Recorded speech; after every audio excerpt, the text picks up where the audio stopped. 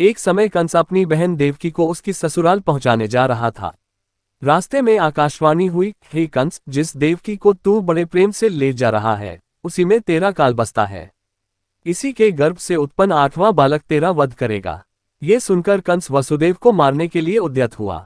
तब देवकी ने उससे विनयपूर्वक कहा, मेरे गर्भ से जो संतान होगी उसे मैं तुम्हारे सामने ला दूंगी। बहनोई को मारने से क्या लाभ है। कंस ने देवकी की बात मान ली और मथुरा वापस चला आया। उसने वसुदेव और देवकी को कारागृह में डाल दिया।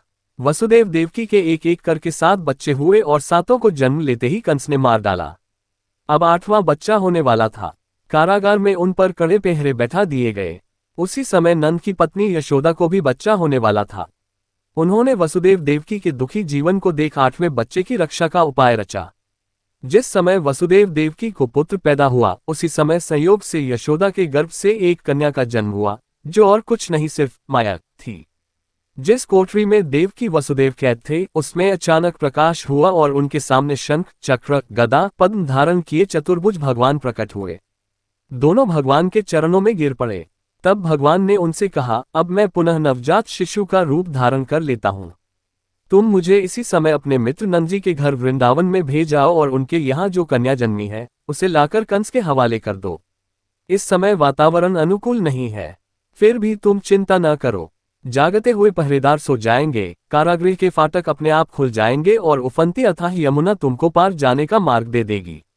उसी समय वसुदेव नवजात शिशु रूप श्रीकृष्ण को सूप में रखकर कारागृह से निकल पड़े और अथाह यमुना को पार कर नंद जी के घर पहुंचे।